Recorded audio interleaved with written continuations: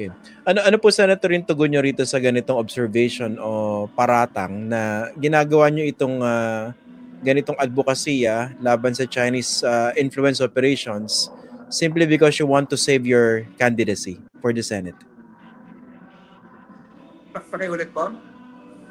Ano pong sagot niyo ron sa observation o paratang na ginagawa niyo itong advocacy na ito laban sa Chinese influence operations dahil you want to save your own candidacy? May ebidensya po ako.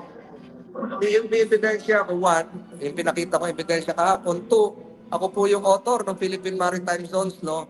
Three, kaya po ako umalis sa PDP laban dahil nga po sa issue tungkol sa West Philippine Sea. Ang bahagi po ng liham ko noon ay dahil hindi po China lang dapat ang kausap. Ang sinasabi ko lagi noon ay dapat po kausap din po ang iba't ibang bansa. Dapat po ay kausap din po ang Japan, ang Korea, ang lahat po ng pumirma sa International Law of the Sea. So hindi naman po bilateral agreement po 'yon, isang international multilateral treaty po 'yon. So my position is based on policy differences. My position is based on my pro-Filipino stand. And that was made years ago. Pero there was also an impression, especially when you were Pero there were also impressions, especially when you were still part of PDP and during the previous administration, na kayo rin daw mismo ay pro-China. Ano pong tugon niyo doon? Wala po, hindi po totoo yun. Hindi po totoo yun. Kaya nga po ako umalis dahil doon sa nalaman ko na malapit sila ang PDP sa China. That's correct. That's part of the disinformation campaign. That's part of the disinformation campaign they are peddling. When you say they, who are you referring to? Ito po mga trolls. Itong Chinese embassy operations. Okay.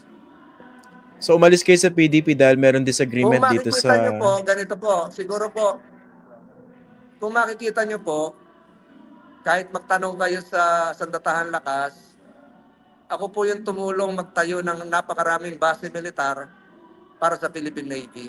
Okay. Pero dito sa PDP, binanggit niyo meron kayong policy differences when it came to China. Does it also mean na maraming pro-China candidates na nandiyan sa PDP ngayon? Pero po, siguro, ang magandang tanongin dyan yung National Security Council. Alam naman natin, siguro alam nyo rin yun kung sino.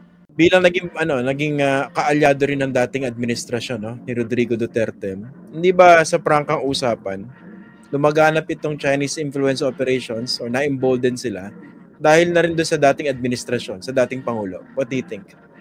Gano'n na nga po, medyo maluwag noon.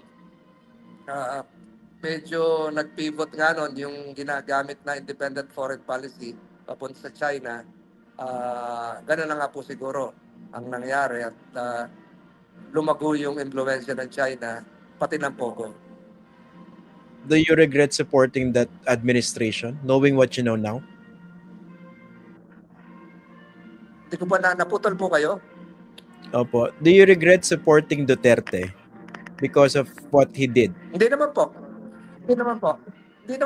No regrets tayo doon. Yung trabaho naman po niya ay para sa bansa rin. Pero yung sinasabi ko ngayon, yung maliwanag ngayon ay dapat po maka-Pilipino tayo at hindi maapektuhan ang ating soberanya. Sa record ko naman po, makikita nyo, maging doon sa batas na inaalaw noon yung Pogo, ay hindi po ako pumirma doon. Hindi po ba kayo nanghihinayang? Opo. Hindi po ba kayo nanghihinayang na sana nung panahon ni Duterte, mas nakapagsalita kayo ng madalas at ng mas maigting laban dito sa mga pinagagawa ng China? May mandato po siya Opo, kahit media po noon, hindi rin nagsasalita Kahit kayo po noon, hindi rin nagsasalita. At alam natin, may mandato naman po siya nung panahon.